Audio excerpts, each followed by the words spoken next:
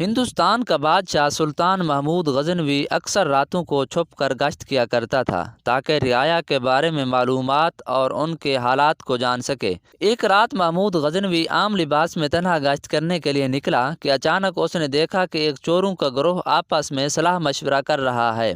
ان چوروں نے سلطان محمود غزنوی کو دیکھ کر دریافت کیا کہ اے شخص تو کون ہے اور یہاں کیا کر رہا ہے؟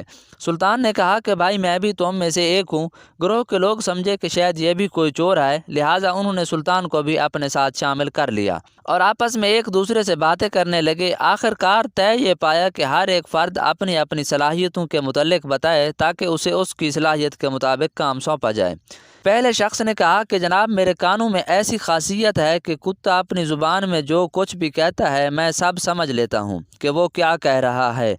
دوسرے شخص نے کہا کہ جناب میری آنکھوں میں ایسی طاقت اور خاصیت ہے کہ میں رات کو اندھیرے میں جس شخص کو دیکھوں دن کے اجالے میں اسے پہچان لیتا ہوں۔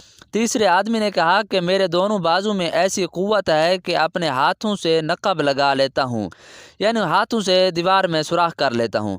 چوتھے شخص نے اپنی خاصیت بتاتے ہوئے کہا کہ مجھ میں یہ خاصیت ہے کہ میں ناک سے مٹی کو سونگھ کر بتا دیتا ہوں کہ اس جگہ خزانہ دفن ہے یا نہیں۔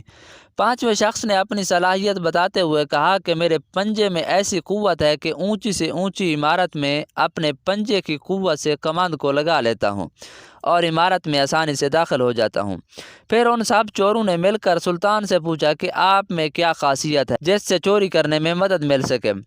سلطان محمود غزنوی نے کہا کہ میری داڑھی میں ایسی خاصیت ہے کہ سزائے موت پانے والوں کو جب جلاد کے حوالے کیا جاتا ہے تو اگر میں داڑھی کو ہلا دوں تو مجرم کو رہائی مل جاتی ہے۔ یہ سن کر تمام چور بولے تم تو ہمارے بہت کام کے آدمی ہو، ہم سب کے پاس ایسی صلاحیتیں تو موجود ہیں جس سے ہم چوری کر سکیں، مگر ایسی صلاحیت موجود نہیں جس سے ہم سزا سے بچ سکیں۔ اب آپ کی وجہ سے یہ خطرہ بھی ٹل گیا۔ اس صلاح مشورے کے بعد ان سب نے شاہی محل کا رخ کیا۔ سلطان بھی ان کے ہمراہ ہو گیا۔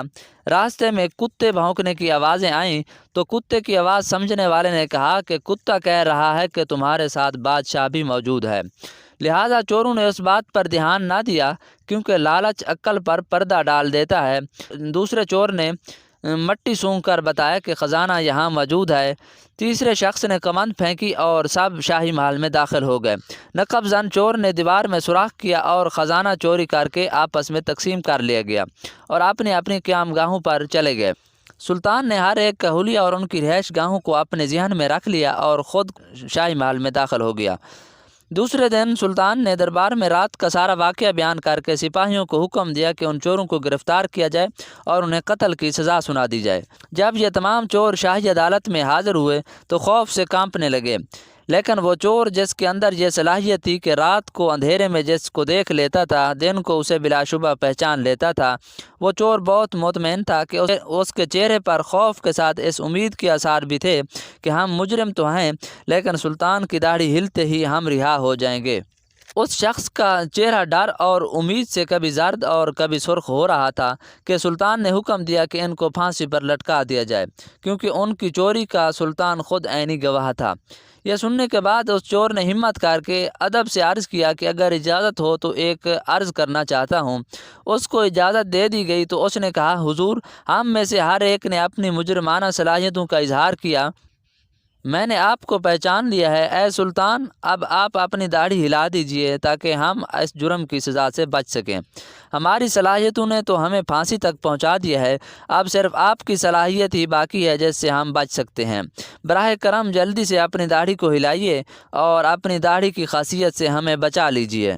ان چوروں کی فریاد اور خوف سے سلطان محمود غزنوی کے دل میں رحم جوش مارنے لگا تو وہ مسکرا کر بولے تم سب نے اپنی صلاحیتیں دکھا دی ہیں اور تمہاری صلاحیتوں نے تمہیں تخت دار تک پہنچا دیا، لیکن اس شخص کی وجہ سے تم سب کو رہا کرنے کا حکم دیتا ہوں کیونکہ اس شخص نے مجھے پہچان لیا ہے۔ مجھے اس شخص کی پہچاننے والی آنکھ سے شرم آتی ہے، لہٰذا میں کیوں نہ اپنی داڑھی والی خصوصیت ظاہر کروں۔ دوستو یہ صرف حکایت ہی نہیں بلکہ اس میں ہمارے لیے بہت سے نصیحتیں ہیں۔